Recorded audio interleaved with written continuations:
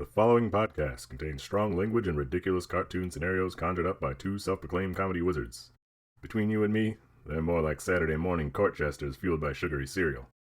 But either way, the opinions expressed and presented are mere musings, so please humor their well-intentioned hijinks with a laugh and not by taking anything they say seriously. Unless, of course, you want to pay them to say something else. Could always use a new pair of shoes.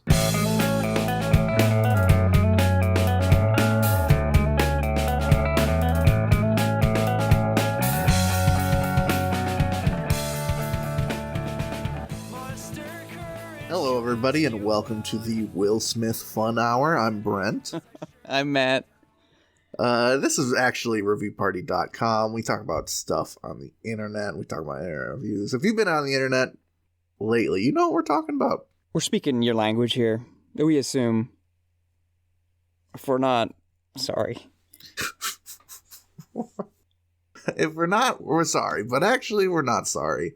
Because, there's been enough takes on that. I think we'll just get to the reviews and the comedy this week, shall we? Sure.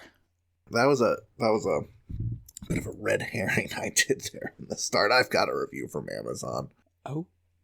This is for World's Best Television Commercials, the golden era of advertising from Amazon Prime. It's just, I want to say, an hour and 39 minutes of commercials. Okay. This review is written by none other than K. Sadness. They titled their review Repetitious. With a nearly infinite number of commercials to choose from, whoever compiled this 90-minute collection seemed to have a special fascination with Folgers coffee, Newport and Lucky Strike cigarettes, Micrin mouthwash, Sunbeam bread, and Chrissy dolls. It was fun at first to see the old commercials and the social attitudes associated with them. But after the umpty ninth, I repeat, umpty ninth Folgers coffee commercial, or another nearly identical Micrin mouthwash commercial, I got bored. These weren't even the most famous commercials of the late 1950s and early 1960s. Disappointing. 3 stars. It must be a real hoot around that household. Yeah, they're looking for something to do, looking for something to just make the next hour and a half pass by joyfully. Let's watch some fucking commercials. Okay, I'm guilty of watching 90s commercials on YouTube, but for an hour and a half, paying money to whole.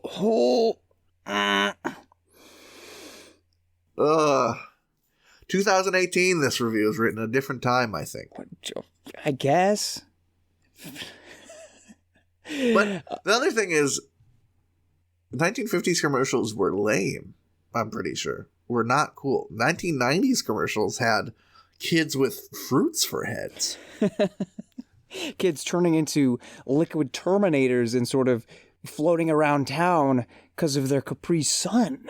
Becoming extreme sports incarnate by being, Terminator 2 guy and just zooming around on their skateboards and shit. Man. It was amazing. Captivated my mind. They cracked the formula by the time we were kids. Darts flying at your brother. That's what I want. Nerf darts boring holes through people's sternum. Speaking of Nerf, the footballs, the screaming footballs. Yeah, kids, make your grandparents think that they're in a 1940s London with this screaming football.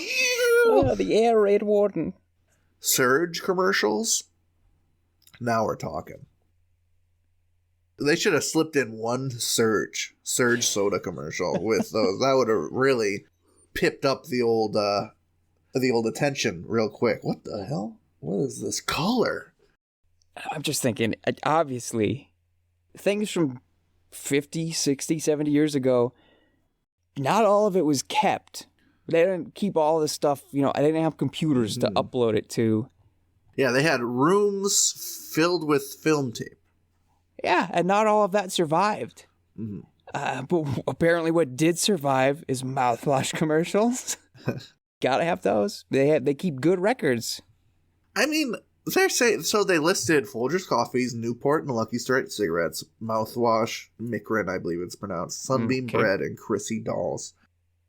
I mean, what else were people selling in the 1950s? I think that covers it. Coffee, cigarettes, bread. Mouthwash and dolls. Yeah, mouthwash for after the cigarettes. Dolls to put cigarettes in their mouth to go, ha, look, my little dolly is smoking a cigarette. Whoa, edgy. Yeah, kids got a kick out of that. Other than fancy automobiles, I can't imagine a whole lot was being put on the market for those happy American families. I mean, these are the first days of television. No way they knew how to make a cool commercial back then. There's no way. They didn't crack the code. Took some time. Do you have a review? I do have a review. This is a Google review for the Air Team Vehicle Emissions Testing Station in Crystal Lake. I had to go get my emissions tested because it's important. Get the sticker, get your registration. This is important stuff. What's more important is this Google review, which comes to us from Pam Scoff. That's a heck of a last name, Scoff. Yeah, really. Some connotations to that one for sure. Is Pam here? I'd be a horrible elementary school teacher. Is Pam here? I'm so sorry, Pam. Pam writes, people were helpful but extremely mechanical in their nature. Not one bit of any emotion shown by the employees. If this is how the state instructs them to behave, it's not normal. I felt as though I was dealing with animatrons bearing human skin.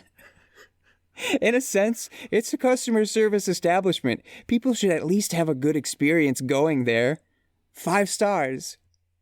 I would rather deal with robots than the motherfuckers that work at the DMV. I will tell you that much. Oh, for sure. If it was like Disney World, going to the DMV, yeah, sign me up. I'll wait in that queue for hours. Funny rubber-faced animatronics guessing my weight.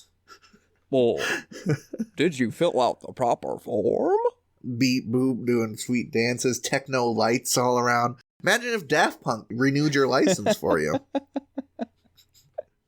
Oh, you got a passport? Where are you going? Around the world, around the world. Oh, you want to upgrade your license? Well, first you might want to buy it, use it, break it, fix it, trash it, change it, mail, upgrade it. Oh, you already did that? All right. Well, the next step is change it, point it, zoom it, press it, snap it, work it, quick, erase it. That's very important, sir. You need to quickly erase it. There are a lot of steps at the DMV. Wait there, fill out that form, bring this form of identification and that form. Make sure you have proof of address. It's pretty much break it, fix it, build it, strong it, faster, stronger, all of those things. Yeah, Kanye really is another guy who has a handle on that kind of stuff. He's got a handle, I hope, on something. Not much anymore. A big jug of alcohol. I don't know if Kanye drinks. I don't know if I know he does. Does. He does. That classic lyric, drinking champagne on the airplane, drunk and high at the same time. Very classic. Very witty. Yeah, what do you expect the DMV to be a joyful experience? Really? No. The DMV does deserve all 1-star reviews. That doesn't mean it has to change for us. It's just gonna be like that. Honestly, like I said, I just had to go, and it was as smooth as could be. You pull into the place, and it shows you the estimated wait time before you even pull into the lot. They have a digital sign telling you, well, estimated wait time 8 minutes. That's great. I gotta pull up. Okay, I'm in the thing now. I get out. The guy sort of looks. He's like, I need to know the mileage. I'm like, this is what it is. Is the car running? Yeah, but it's a Prius, so you can't hear it. 2 minutes later, okay, yeah, you're good. We love to see it. Yeah. Very robotic and efficient. You can't ask for much more. I don't really want clowns. I don't want Chris Rock telling bald jokes. At my, as my DMV employee, I want him up on stage doing that. At the DMV, I want someone serious. All right. Unlike the people that run the Oscars. They're a joke. I'm not sure what Pam really wants. She gave a 5-star, but she's saying people should have a good experience going there. To me, a good experience is I'm in and out as fast as possible. It's like, maybe this is an extreme analogy, but that's like going to Auschwitz and expecting there to be an ice cream stand. Whoa. Like, you know what I mean? No. I've been thinking the same thing for a long time. I'm glad somebody said it. That classic analogy. What, do you want to go to Auschwitz and eat some ice cream? Yeah, they didn't even have sprinkles. No, you're going to go there and have an emotionally depressing and transcendent experience, just like at the DMV. Yeah. There's one lady who was real mean to me at the DMV one time. I'll tell this story. I went to the Ashwaubenon DMV, if you must know. That is Green Bay's sort of two cities cut in half, but they don't tell you the other name because it's hard to pronounce. Green Bay rolls off the tongue a little better. So I went there and I got my license renewed. And apparently when my number was called, I missed it. Oh. Okay. I apologize for that. So I went up to the lady and I asked, hey, did this number get called? I've been waiting here quite a long time. And she was upset. I called that number 6-7 times. All right, lady. I'll skip the details of the interaction. She was as unpleasant as I would expect someone that works at the DMV to be, so I really didn't think much of it. But a few days later, and I got pulled over. Mm-hmm. And the cops were saying they couldn't find my numbers in the system. They thought my car was stolen and my plates were fabricated. Whoa! I just got these the other day. They're brand new. You can tell. And so he just ran my name instead of the plates first. Uh-huh. And in the system, I think the fourth or fifth letter, I don't want to dox myself. One of the letters was X, and it was in the system it was V. So this lady gave me a license and put the wrong numbers in the system. Ooh. And got me pulled over for it. Dang. Yep, I had to call them. And this new lady who was very nice, very helpful, but a little hard to talk to because she was insisting that could never happen. That I must have got my plates registered at a third party, maybe a place that does vanity plates. Aha. That's what she kept insisting. Oh, you didn't get those plates from here. And I looked it up I got the address. I said, no, I went to the Ashwaubenon DMV at, this street, this number. I walked in there and I didn't want, she was a nice lady, but I had to kind of lay into her. And I was like, the lady who registered my plates was very difficult to deal with. I never want to talk to her again. And she made me get pulled over by the cops, which is a pretty awful experience anytime it happens, even though the police officer was also very nice about the situation. So yeah, all that is to say, man, I wish a fucking robot got those plates set up for me instead of that mean old lady. Yeah. People can get grumpy. Robots, generally not so much. When robots get grumpy, they just malfunction and murder you. Which it's really, the world would be simpler if it was like that. No online bullying, just murder. I have a review. This is from Amazon.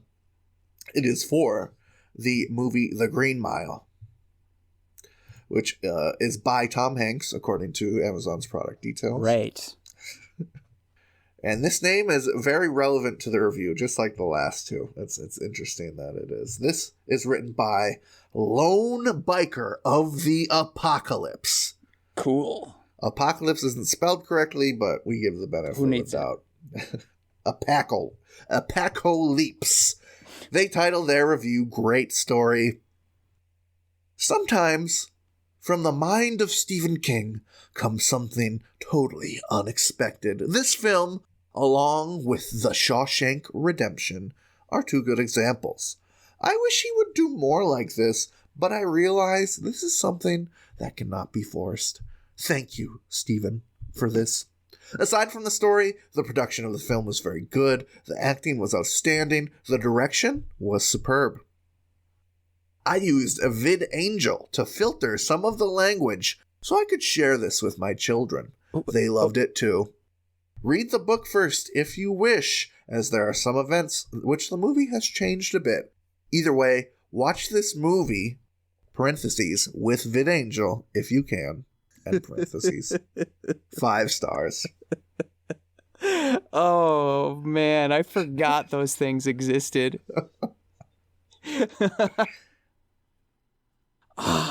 I don't know that I've ever known someone to actually have one of those, like, super Christian censor boxes. I suppose if you're in it, you are in it. You're paying that $45 at Radio Shack to get that thing. Yeah, you pay $45 to censor some swears. You better be running some movies through that bad boy. You know what I mean? Get your money's worth. Green Mile.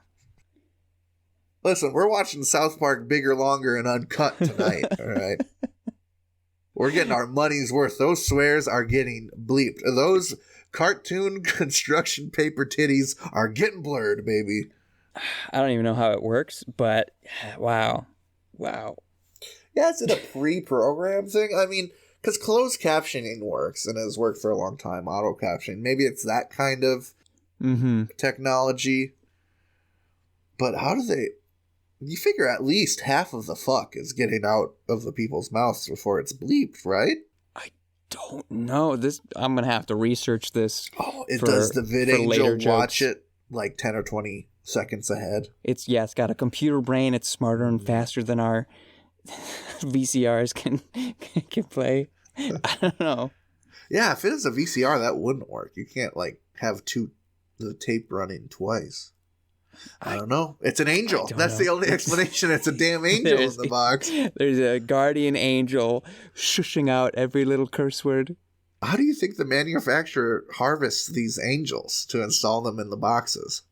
They lure them with bells. Every time a bell rings, angel gets a promotion. They have bells strapped down, unringable, just asking for an angel to come and untape it. It's like they have a cardboard box with a stick and there's a bell under it. The angel is like, "Ooh, let me crawl up to this here." Yeah, I'm trying to ring this motherfucker right here. The angel is just on the ground on their stomach and they sort of flap to get closer. All sneak like, and then now I'm in the box. I'm in the box. No wings, no halo. This bell doesn't even have a dingalinger in it. A clapper, I think, is the actual name, which is almost as stupid as dingalinger. This angel's a little old-fashioned, a little not well-read. He's from the northern Michigan. What can he do with these angels? You know? Yeah. I don't know bell part names. Are you kidding me? But yeah, you think they're the lone biker of the apocalypse because all the other bikers were swearing, so they had to fucking kill them? Yeah, that's a good point. They're the ones who are going to survive the apocalypse because salvation, you know? Maybe they had attached to the front of their bike, they had the VidAngel, and when the other bikers would get a little rowdy, the angel comes up and just, all right, the apocalypse is coming a little quicker for you there, boss. Okay. I thought maybe just like put an angel-y finger on their lips and stops them. You're saying the angel kills them. This biker has got to be alone somehow. Bikers are known to run in packs, and bikers are also known to have spicy language. So I'm putting 2 and 2 together. I've seen Pee-wee. I know what biker bars are like. The other thing I want to thank Stephen King as our righteous lone rider of the apocalypse so graciously did. Thank you, Stephen, for the story, Mm-hmm. and the meme power. Stephen King Wilden. I'm tired, boss. I throw that around wherever I need, because these days, boss, I'm tired. I'm tired, boss. And if it's Tom Hanks who's gonna be killing me, worse fate could be had. And his sniper buddy from Saving Private Ryan. Yeah, that's right. But he'll put you down clean, all right? That's all you can trust. What? I haven't watched Green Mile in a dog's age. What? Do they even be swearing that much? They're in a prison, so I imagine there's a little bit of salt. Some of the guys are racist Southerners. They say heckin' and stuff. Mm-hmm. We can't have that. They probably say some stuff. Growing up, having to put your Power Rangers through VidAngel. What a sad existence. Yeah. There's a market for it, apparently. Yeah, the VidAngel people are, they ain't Christian in the slightest. They do not give a heckin' darn about any fucking swear words. They bow down to the almighty dollar. It's like water bottle companies. Like, you can just take this for free. You can just take these angels out of the air and put them in boxes and sell them. $50 a pop. Let's fucking go. Get those boxes strung up. Get the bells. I think we gotta take a break before the VidAngel catches us. We gotta set up some traps. Yeah. They'll get us like the gobaloons. The gobaloons throwback.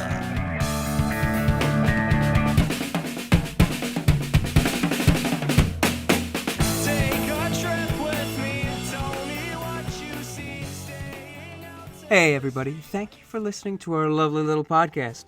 If you'd like to go above and beyond in supporting our show, or have the most fabulous conversation starter since sliced bread, go to reviewparty.com. Click on shop and explore some fabulous t-shirt designs.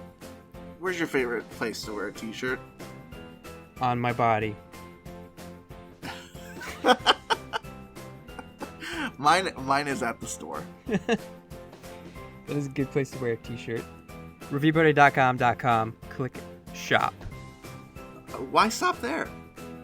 Don't stop now. Don't stop me now, because I'm buying a t-shirt. I'm buying a shirt.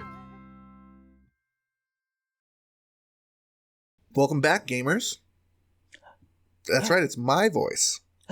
After the break. That means we're mixing it up a little bit this week. I got a segment. It's a new segment I've birthed. Whoa. Ouch. Yeah, I should say a new segment that I've stolen from Tumblr and Twitter and brought to us. But hey, it is review-based, so I couldn't resist indulging. The Twitter in question that I'm ripping this from is titled Letterboxed Reviews with Threatening Auras. Oh, okay. If you want to go there. I'm going to call the segment Bare Knuckle Letterboxing. Ooh, that's yes. Thank you. Yes. For those who don't know, Letterboxd is it's a social media movie review platform. So take IMDb and mix in a little Facebook, maybe a little Goodreads. And the reviews on there, I found from said Twitter, are very funny slanted. Perhaps like Steam reviews. Other places we don't feature heavily because we laugh at reviews instead of with them, except here in the segment. And the movie I've chosen this week for bare knuckle letterboxing is Something in the Way. That's right, it's the Batman. And I've gathered up some of the giggliest, the funniest reviews for Batman here. Are you ready, Matt? I am ready. This first one is by Patrick Willems. He writes, "There's a lot of talk about how this is the sexiest Batman or the most emo Batman. What's more important is that this is finally a Batman who sits down and looks for clues in a big stack of old dusty files. 4 stars." I did appreciate that. Throwing things on the floor, painting on the floor like a madman. Yes. Sort of Charlie Kelly, Charlie from Always Sunny energy going on. It's just wild. But obviously, Sexy's Batman, the one with nipples on the costume. Come on. Can't argue with that. The bat butt. The bat. That's true. The bat. People talk about the nipples. You can't forget the bat butt in that movie. For the record, I think these are out of 4 as classic movie reviews are. This next one is by Matt Lynch. It's a quick one. They write, the movie version of Men Will Literally Do X Instead of Going to Therapy meme. 4 stars. Men will literally put on a batsuit and fight crime instead of going to therapy. I mean, if I had the wherewithal, the money to do so, probably yes, I'm there. Yeah, why not? You get to, I don't know, get your emotions out. We saw on live TV someone who decided, hey, instead of going to therapy, I'm just going to take it out on somebody right here, right now. Fortunately, it wasn't a criminal. This next review is by Nick Wybert. They write, I just love how fucking disgusting Bruce looks in this. Nasty ass, stringy ass, translucently pale goth boy in his dank, disgusting bat cave, hunched over his computer with bloodshot eyes and black eye paint, scrolling through footage of the previous night and journaling his fucked up thoughts. When he finally emerges from the Batcave to talk to Alfred and gets disturbed by natural sunlight and has to put on sunglasses, I want him to get up and cheer. Yeah, that's right. Put on those sunglasses, you little freak. Also, he's definitely a virgin based on how he composes himself around Catwoman. Fucking fantastic movie. 4 stars. I don't have anything to add. Yeah. Yeah, that one's pretty. That one covers all the bases. It does. That one's pretty great. You might be lacking in a bit of confidence if you're gonna motorcycle away like he did at the end of the movie. It was a lame move. That's the one moment he showed weakness instead of strength. Sometimes you gotta. Sometimes when your parents get shot, you're gonna show a little weakness. This next one's by Lindsay Romaine. They write, there's a moment where Bruce Wayne puts on sunglasses before eating blueberries in his ornate gothic penthouse, and I thought to myself, this is exactly how it should be. 4 stars. You gotta get the antioxidants. I did notice he's like, she's just eating blueberries. Alfred slaved over a breakfast and nope. Give me some of that fruit. Give me some of the berries. I love blueberries, but to me they're some of the least satisfying berries to snack on. Dang, son. You really gotta grab a whole mouthful to get a flavor explosion, sure. I think. For sure.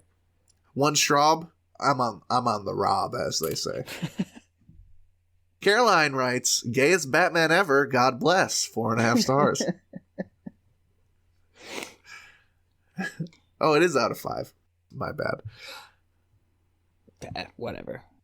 Zara writes, alien emoji, Zara, alien emoji, writes, God, Paul Dano's Riddler was such a delightful little freak with his Instagram lives. I'm obsessed with him.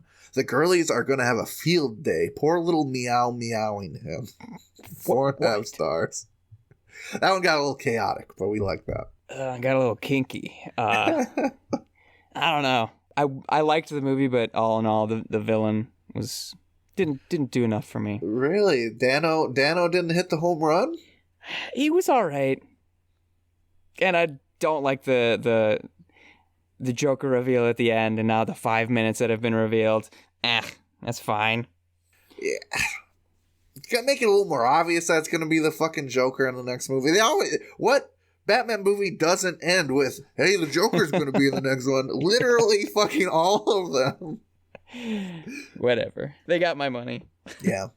Adam writes, they didn't have to make him so hot, though. 4 stars. But it was worth it. Yeah, speaking of getting a little horny, Sophie writes, her name may be Catwoman, but I was barking. 5 stars.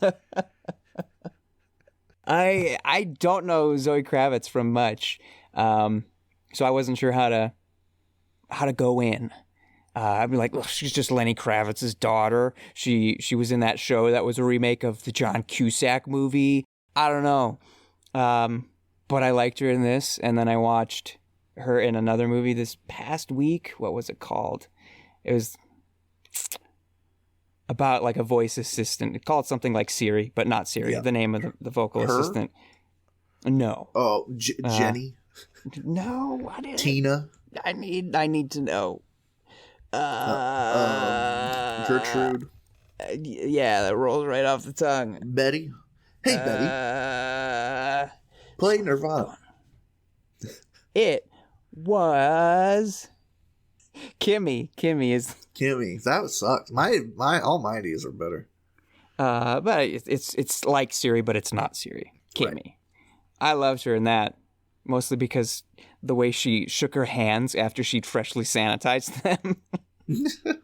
That made me bark. Just let's see what Jonathan Oppenheimer is barking about here. Right? We need to stop pretending that Batman isn't at least a little silly.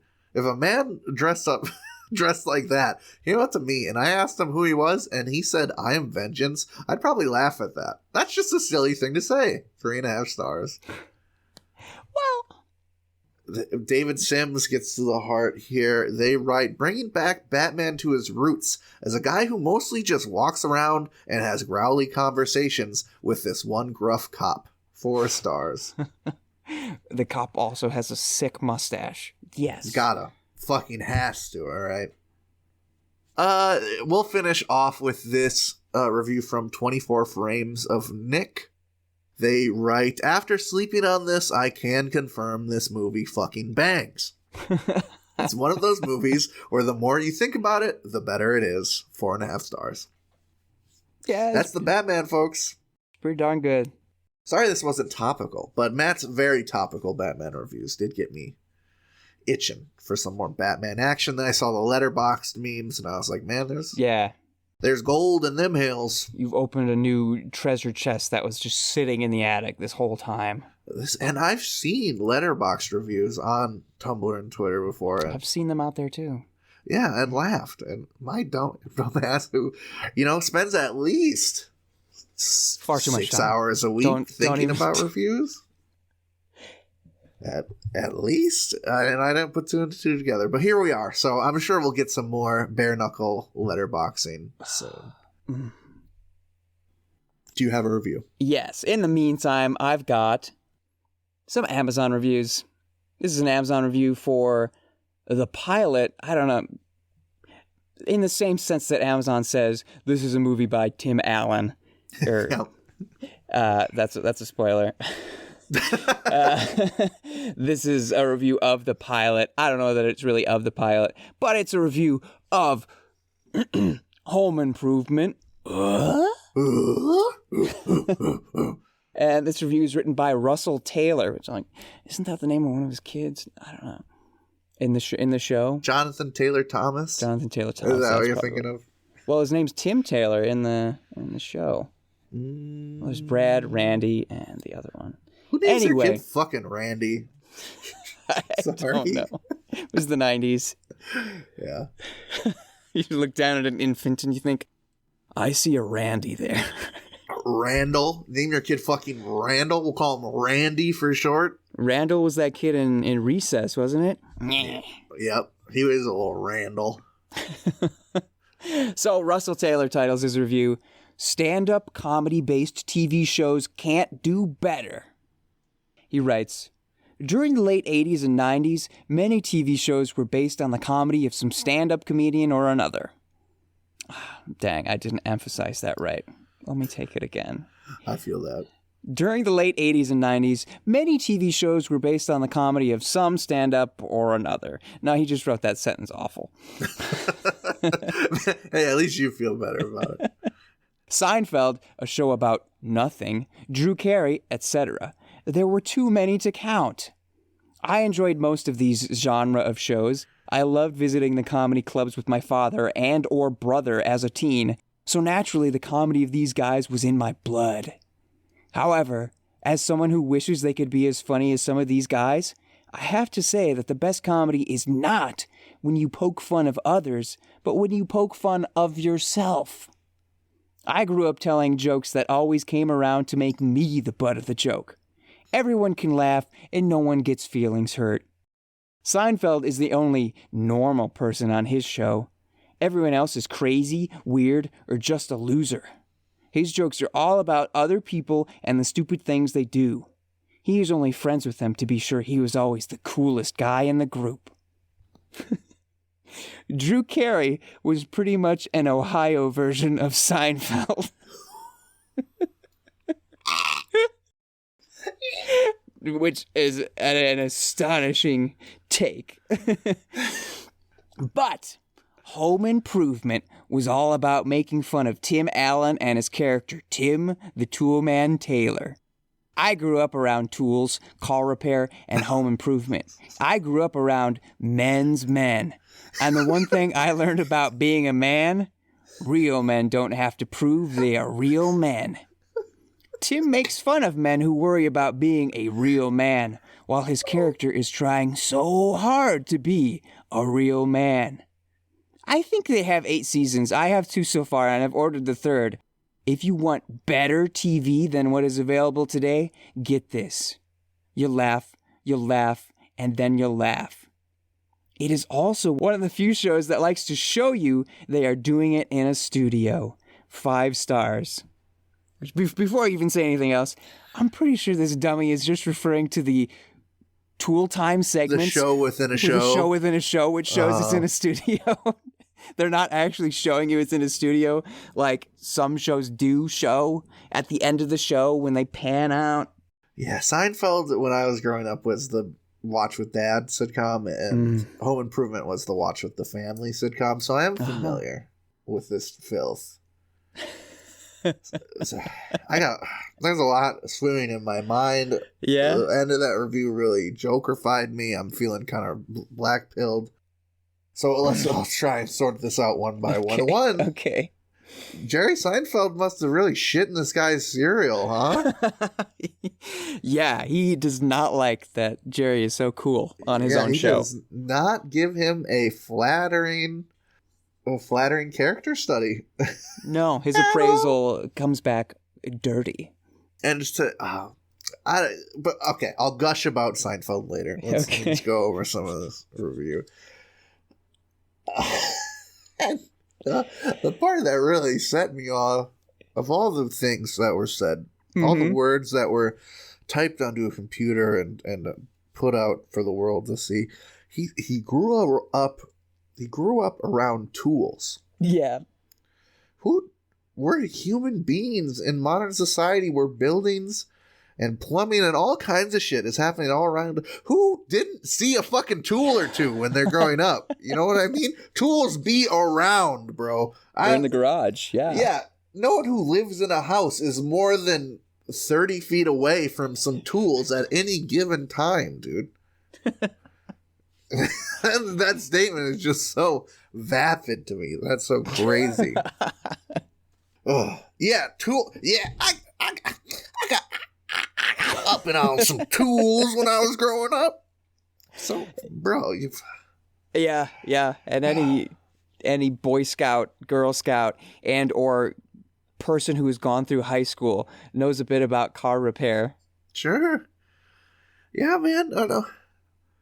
You're not in some cool fucking club because you know how to smack a nail with a hammer, dude. You're obviously not some badass carpenter. You're just some douchebag with an internet connection.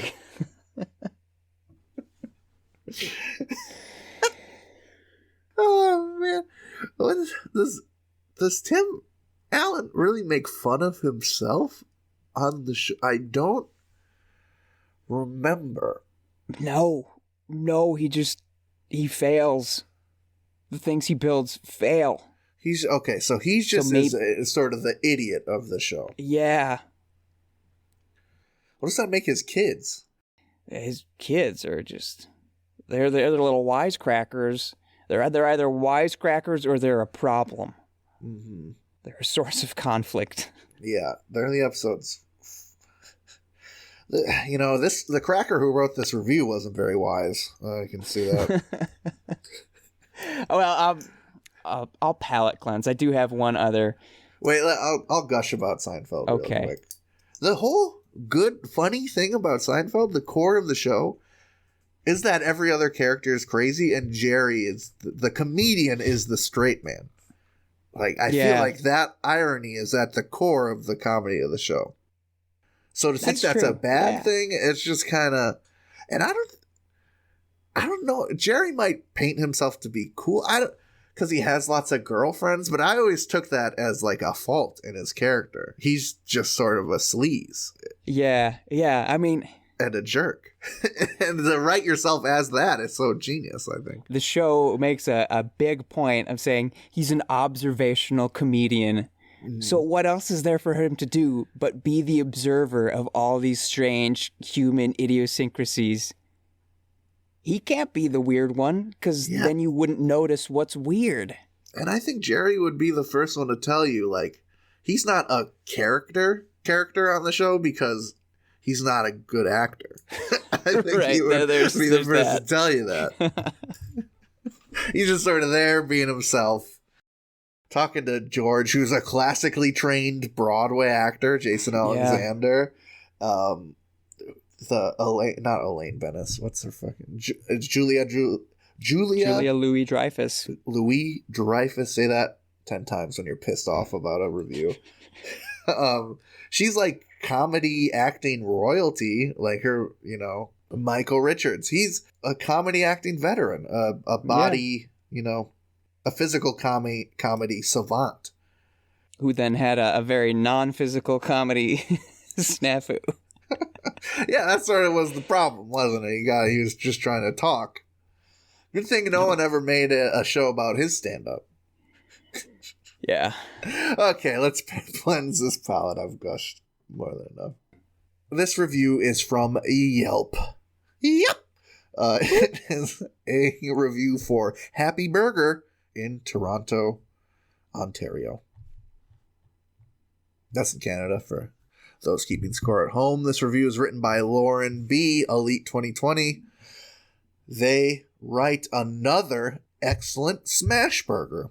As is customary with smash burgers, I wolfed this one down with glee. The crispy hot waffle fries were a nice touch. However, I'm saving my 5-star for joints like Burger Drops, Maddie's Patties, or Harry's, which are just a smidge superior in my opinion. But if I'm in the area, I'd definitely get happy again. 4 stars. Oh, man. I'd love to get happy. little joke. That's why they're elite, all right? They put they sprinkle a little Jokenheim at the end there. You gotta do it. She also, she knows the value of her own 5 stars, I guess. She's got tight purse strings on those 5-star reviews. Like, I'm not gonna just dish this out for anybody. Yeah, I think that's what a lot of reviewers, people who fashion themselves to be capital R reviewers, miss. Is that you gotta kind of weigh your stars against other stars you've given. She thinks like, I like this place, but is this Burger Drops good? Is this Mattie's Patties good? Oh, I don't know. And depending on the type of establishment, you might give a 5-star, to a burger place and then to a steak restaurant. And people say, oh, they're both 5 stars. It's a sliding scale based on the type of establishment. It's a different type of 5 stars. Yes. To be cognizant of that, that's a true reviewer power. A capital T, capital R, true reviewer. Capital P, power. The old TRP, baby.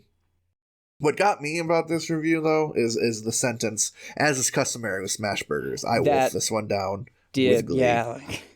Well, when in Rome, whenever someone puts a smash burger in front of me, I'm not going to need any napkins. Yeah, I don't even want to taste it. I just need that thing down. And I'm gleeful about it, goddammit. Laughing like the Joker as I smush this, as I give this burger its second smash directly into my pie hole. Now slide those waffle fries on down. I do. Oh man, Yelp reviews aren't good reviews to bring when you're hungry, are they? No, that awakened to hunger. Well, since I'm a little hungry, shall we? Shall we? Let's mosey, as they say. Let's mosey with glee. Thank you for listening to episode 95 of ReviewParty.com. You made it to the end. That means we love you. And maybe it means you kind of like us, at least. Maybe you laughed at least once or twice, I hope. I had a good time. I did. So we hope you did too. And if you did have a good time, you might like to know new episodes every Tuesday. #Tuesday Reviews Day. If I see someone other than us use that hashtag on social media, I'd be pretty fucking pumped. Wink, wink. Mm-hmm. Anyway, new episodes every Tuesday. If you want to send us a review to make fun of, or a bunch of reviews, whatever you want. If it's got review, it's got some stars, we want to see it. If it made you laugh, reviewparty.com @gmail.com. Include your name, goddammit.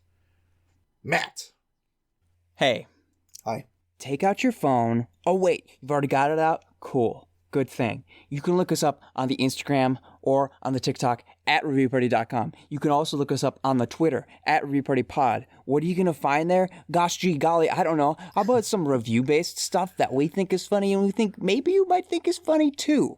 It's a gamble, I'll admit, but we're putting it out there gratis, okay? So go, like, follow, share. You do you. I'm not going to tell you how to live your life, but I'm just going to kind of impress upon you the importance of the situation. You only got one life. What else you can do with it except share content on social media, okay? Yeah. or if that's not your vibe, if that's not the orenda you have going through your Jamiroquai fur hat, check out reviewparty.com, where there's a wealth of review-based stuff, including all of our episodes, all of our blogs, which are related to reviews in some way, shape, or form. Some of them are funny. Some of them are like, oh, this is how a review works on this site. This is how I can get money for getting reviews on this site. Maybe it's worth a peruse. I don't know. There's also a shop. Those blogs, informational, entertaining, hilarious. The shop, full of merchandise which you can purchase, which will go directly back into making the show bigger and better.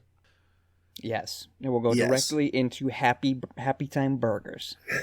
We want to tour America, people. Go to these places. I want to go shake Dave Foley's hand in Canada.